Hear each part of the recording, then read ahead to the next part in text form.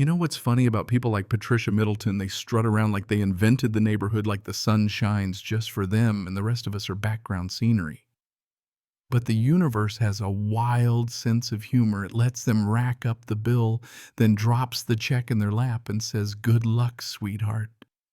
And that right there is how I ended up standing in the middle of what used to be Patricia's $60,000 designer kitchen boots, echoing on Italian marble, holding a court order that says, "This kitchen, this chunk of her dream house, legally belongs to me." Let me back up a sec, because this mess didn't start with lawyers and surveys. It started with a funeral, a black mailbox, and a neighborhood that forgot what respect meant. 3 months before I found myself inheriting an HOA war, I buried my Uncle Joe. Old Joe Thompson, Army Corps of Engineers, Bronze Star, tough as nails, and the only man on our street who could use a tape measure like a weapon. He left me $89,000, a pile of tools, and a house that looked out of place, original 1952 ranch cedar siding, not a speck of faux Tuscan anything in sight. House worth maybe $250,000 in a neighborhood where people were paying that much just to knock places down and build their palaces. Joe's legacy was never about fancy, it was stubborn pride, and he wore that like armor. See, Willowbrook used to be regular people. Cops, teachers, folks who could handle their own repairs and weren't afraid of a little sweat. Then the lawyers moved in. Then the real estate agents. Suddenly it wasn't about living, it was about property values, curb appeal, and HOA rules written in a dialect only snobs could speak.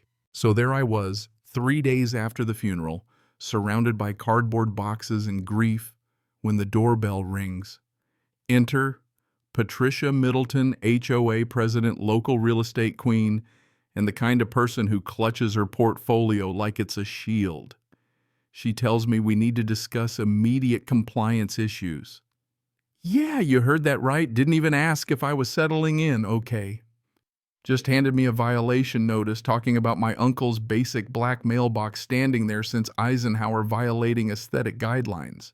Needs to be earth tone apparently, or she'll fine me $50 a day. You know what I mean? She's talking like a legal robot. No warmth, just threats wrapped in a smile. And her house don't even get me started. Looks like a bad movie set column's fake stone mailbox that probably cost more than Uncle Joe's car. I ask, "What if I don't comply?" She grins. "Fine, stack up liens, follow your funeral, soldier." She walks off, and the first thing I do, I go into intelligence gathering mode.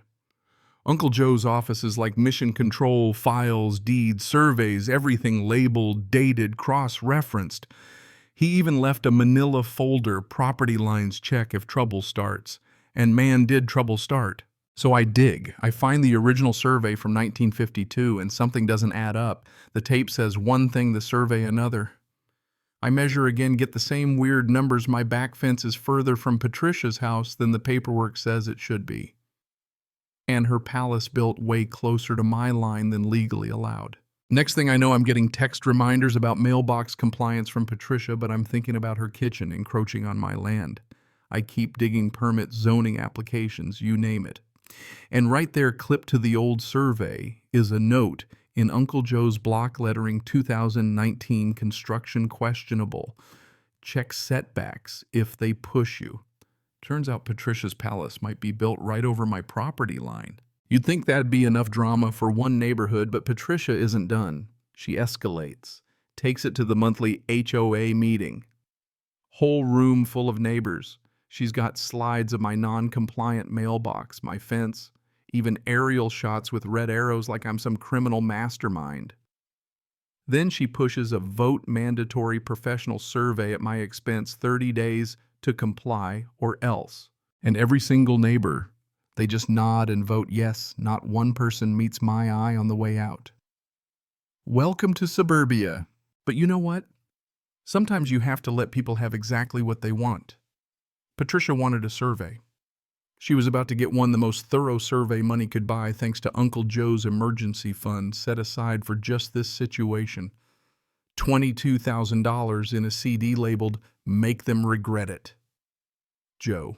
Mitchell and Associates show up on a Tuesday, equipment everywhere. Dave Mitchell, the surveyor, takes one look at my paperwork and says, "You want accuracy? You got it." Turns out my fence is dead on legal, but Patricia's house, it's a disaster. According to the GPS, her foundation sits 18 feet over my property line. Kitchen master suite. The fancy garage, 40% of her dream house built on land she doesn't own. Now, I'm no lawyer, but I know when I've got the high ground. I call in reinforcements. Danny Rodriguez, old Army buddy working at the county office, pulls the building permits. Rebecca Arden, VFW recommended attorney, confirms that Patricia's Tuscan villa sits squarely in legal jeopardy. Turns out her brother-in-law Tony did the construction, and they forgot to update their permits after moving the foundation to save space. Not an accident. Not a misunderstanding. This was a deliberate land grab. Armed with all this, I deliver the survey results straight to Patricia's door. Within hours, her lawyer calls, threatening, blustering, saying the survey's wrong, calling it harassment. But it's her surveyor, her demand, her mess. She calls an emergency HOA meeting. Her cronies line up, try to freeze me out, but state law says you can't discuss my property without me present. So I walk in, hand out copies of the survey stamped with the engineer's seal, and let the numbers do the talking. For the first time, Patricia looks genuinely rattled. Henderson, her pool permit ally, can't make sense of the drawings. Margaret Walsh, her fence variance buddy, starts worrying about her own property lines. By the end, the board can't even agree what to do. That's when Patricia turns nuclear. She starts filing complaints. City code, environmental health, fire marshal, you name it. She even tries to have my fence cut down, hires a crew who gets stopped by Officer Mike Patterson, a Marine vet who lives down the block. Keep cutting and you're looking at felony charges, he tells them. The harassment ramps up. Spray paint on my door mailbox, knockdown county zoning complaints, cease and desist letters. Facebook group rants calling me a scammer. But you know what? She didn't count on paper trails and patience. Every complaint she files, every accusation just adds to the record of her own vindictiveness. And while she's flailing, neighbors start asking for their own surveys. Turns out Patricia's reign of compliance made a lot of people nervous. Here's the twist. The more she fought, the more evidence I gathered. Rebecca uncovers Tony Middleton's pattern of permit fraud. Danny finds Patricia's been underreporting her property for tax purposes, 15 grand in back taxes. And then Sarah Williams, a reporter from the local paper, shows up smelling a story about HOA overreach and veterans getting squeezed out. Suddenly, this isn't just my fight, it's public. TV crews, newspaper stories, Facebook lighting up with support. The pressure mounts and the city stops responding to Patricia's complaints. Her allies back away. Her own Facebook group turns on her. The cherry on top, partition law. Turns out in this state, if someone builds on your land, you can force them to buy it at fair market value or force a sale of the whole property.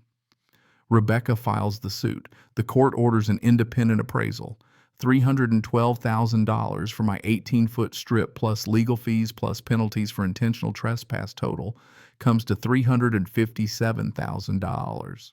Patricia tries to negotiate, offers 25 grand, then 50. I don't budge.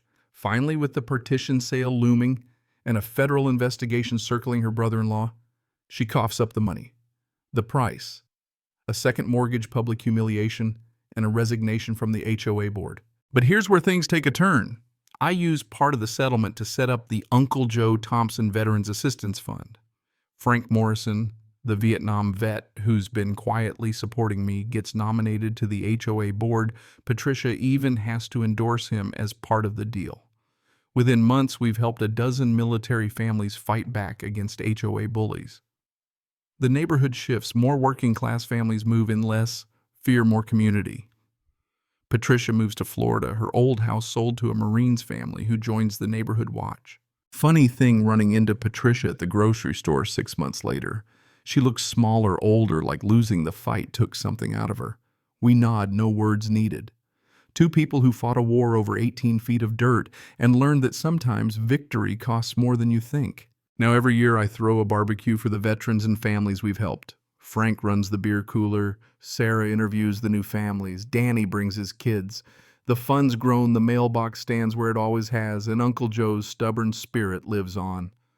Willowbrook feels like a neighborhood again, not a battlefield. So let me ask you, where do you draw the line, literally and figuratively? What's justice look like in your neighborhood? If you've ever fought your own battle with an HOA tyrant or stood up for what's right when it would have been easier to just back down, drop your story in the comments. Sometimes the only way to keep the bullies honest is to let them taste a little of their own medicine. And hey, if this saga of tape measures, courtrooms, and karma made your day, hit that like button, share your thoughts below, and make sure you're subscribed. More stories of neighborhood justice and chaos are just around the corner.